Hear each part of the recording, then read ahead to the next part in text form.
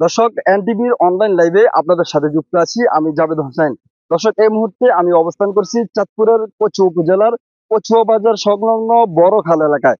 দর্শক, আমার পিছনে আপনারা যে খালটি দেখতে পাচ্ছেন, এই খালটি স্থানীয়দের ভাষায় বড় খাল হিসেবে পরিচিত। দর্শক, এই খালটিকে ঘিরেই এই খালটির তীরেই কিন্তু অবস্থান করছে কচুয়া বাজার।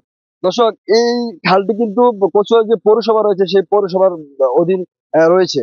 কিন্তু এই খালটি এক সময় কিন্তু এই খালটির মধ্যে কিন্তু ছোট বড় অনেক বড় ট্রলার এবং নৌকা, ছোট ছোট লঞ্চ কিন্তু চলাচল করতো। সেক্ষেত্রে দীর্ঘ বছর যাবত কিন্তু এই খালটি পুনঃখননের অভাবে কিন্তু এই খালটির অবস্থান কিন্তু বেহাল দশা, প্রায় মৃত প্রায় অবস্থায় পড়ে আছে। দর্শক, আমি যদি আপনাদেরকে আমার সহকর্মীর মাধ্যমে একটু দেখাই যে আসলে যে এখানে এই খালটি অর্ধ শতাধিক কিলোমিটার দৈর্ঘ্যের, 70 থেকে 75 ফুট প্রশস্তের। এটি সাঁচার হাজীগঞ্জ ভায়া কচুয়া খাল নামে পরিচিত হলেও স্থানীয়দের ভাষায় কিন্তু এটি বড় খাল হিসেবে পরিচিত। দর্শক, মতলবের ধনাগদা ও হাজীগঞ্জের ডাকাতি নদীর সঙ্গে খালটি সংযুক্ত। ধনাগদা নদী থেকে সৃষ্ট এই খালটি মতলবের নায়ারগাঁ হয়ে কচুয়া উপজেলার উত্তর পশ্চিম অংশ দিয়ে প্রবেশ করে বরদুইল, মধুপুর, সাঁচার, বিতারা, জলাতেতিয়া, কুমোরকাশা হয়ে কচুয়া পৌর বাজারে এসে পশ্চিম পাশ ঘেঁষে উপজেলার দক্ষিণ অঞ্চলের করিয়া, ডুমুরিয়া ও কালছু গ্রাম হয়ে হাজীগঞ্জের ডাকাতিয়া নদীর সঙ্গে সংযুক্ত হয়েছে। দর্শক, একসময় ছোট ছোট লঞ্চ এ পথে চলাচল হয়েছে, কিন্তু একসময় বড় বড় যে ট্রলার গুলো ছিল এগুলো কিন্তু এখানে চলাচল করতে দেখা গেছে। এখানে এই খালকে ঘিরেই রয়েছে অনেক স্মৃতি বিজড়িত, বিজড়িত স্মৃতি। দর্শক, আমরা এখন এখানকার যে স্থানীয়রা রয়েছে তাদের সাথে আমরা কথা বলে জানার চেষ্টা করব যে আসলে এই খালটি পূর্বে কেমন অবস্থান ছিল এবং বর্তমানে কেমন অবস্থা রয়েছে। এ বিষয়ে আমরা আমরা স্থানীয়দের সাথে একটু কথা বলে জানার চেষ্টা করব যে আসলে এই খালটির পূর্বের অবস্থান এবং বর্তমান অবস্থান সম্পর্কে। ওয়ালাইকুম এই সালাম। খালটির পূর্বে কেমন ছিল, এখন বর্তমান অবস্থান কেমন আপনারা দেখতে পাচ্ছেন? পূর্বে অনেক সুন্দর ছিল, ভালো ছিল, পরিষ্কার ছিল।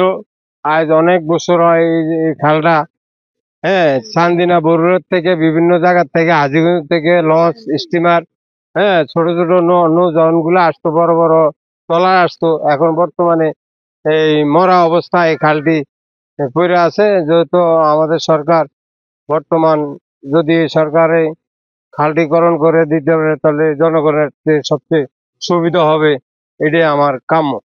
দর্শক, তিনি যেমনটা জানিয়েছেন যে আসলে এই খালটি কিন্তু একসময় কিন্তু আশেপাশের যে উপজেলাগুলো আছে সেই উপজেলা থেকে কিন্তু যারা বণিক বা ব্যবসায়ী রয়েছে তারা কিন্তু এই বাজারে ব্যবসা করতে আসতো। এই খালের বর্তমানে বেহাল দশার কারণে, এই মৃত প্রায় অবস্থার কারণে কিন্তু ব্যবসায়ীরা কিন্তু আগের ন্যায় কিন্তু এই বাজারে কিন্তু আসছে না। দর্শক, এখানে আরো স্থানীয়রা রয়েছেন, তাদের সাথে আমরা কথা বলে জানার চেষ্টা করবো যে আসলে এই খালটি, এই যে ময়লা আমরা দেখতে পাচ্ছি বাজারে, সকল ময়লা এখানে ফেলা হচ্ছে, এ বিষয়ে প্রশাসন কোনো ব্যবস্থা নিতে আপনি দেখেছেন কিনা কখনো? আমি এখনো দেখি না, কিন্তু আগে 20-30 বছর আগে খালটি অনেক ভালো ছিল।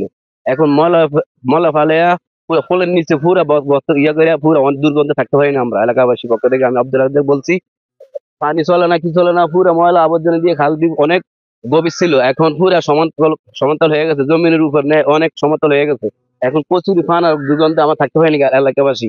কিন্তু আমার দৃষ্টি আকর্ষণ করছি, এই খাল খনন করলে অনেক মানুষ সুবিধা পাবে, নৌকা চলাচল অনেক ভালো হবে। দর্শক, আমরা এখন কথা বলবো যে এই খালের সাথেই কিন্তু একজন ভদ্রলোকের বাসা আমরা দেখতে পেয়েছি যে, কিছুক্ষণ আগে যে উনি ওনার বাসা থেকে নামছিলেন। আমরা তার সাথে কথা বলবো যে আসলে তো আপনার বাসা এখানে, যে জি। আপনি আপনার বাসায় থাকতে গিয়ে এই খালের দুর্গন্ধ আপনি পান কিনা? হ্যাঁ, অবশ্যই পাই। এখানে তো আমরা এই কচু গাছ এবং বিভিন্ন বাজারের ময়লা টয়লা ফালাইয়া, এখানে হোটেলের ময়লা টয়লা খালের মধ্যে ফালায় বিশাল স্তূপ হয়ে গেছে দুই পোলের। এই আমরা পুরান গরু বাজার পোলের নিচে এবং সামনে ধান বাজার পোলের নিচে ময়লা ফালায় বিশাল স্তূপ করছে। পানি সরার কোনো ব্যবস্থা নাই। গত বর্ষা তো জমিনের লেভেল লেভেল পানি হয়ে গেছে, কিন্তু পানি সরার কোনো ব্যবস্থা করে না। আমরা এই ব্যাপারে এটার প্রতিকার চাই আমরা, আহ, যেন আমাদের এই খালটা যেন সংস্কার হইয়া পানি চলাচলের একটা ব্যবস্থা করা হয়। দর্শক, যেমনটা উনি জানিয়েছেন যে আসলে এই খাল থেকে দুর্গন্ধ হতে শুরু করে সকল সমস্যায় কিন্তু এখানে স্থানীয় যারা রয়েছেন তারা পাচ্ছেন, কিন্তু প্রশাসনের কাছে সবার আকুতি একটাই, যাতে খুব দ্রুত গতিতে এই খাল পুনঃখনন করা হয়। দর্শক, আমরা এখন কথা বলবো এখানকার আরেকজন লোকের সাথে যে আসলে এই খালটি আপনি কেমন দেখতে পাচ্ছেন আগে এখান দিয়ে মানুষ যাতায়াত করে, খেয়ালটা যেন ভালো থাকে আমরা এটা জানাচ্ছি। এখান দিয়ে হাজার হাজার মানুষ চলাচল করে, এখানে যদি ময়লা খারাপ দেখা যায়, আমরা আগে অনেক ভালো দেখছি কিন্তু এখন ময়লার কারণে ভালো দেখা যাচ্ছে না। দর্শক আমি যদি আপনাদেরকে আবারও দেখাই যে আসলে আমার পিছনে দেখেন আপনারা একটি ময়লার বাগান দেখা যাচ্ছে। এই ময়লার বাগানটি কিন্তু আসলে কচুয়া পৌরসভার অধীনে যে বাজার রয়েছে এই বাজারের যত ময়লা আছে এখানে কিন্তু এগুলো এগুলো ফেলা হয়।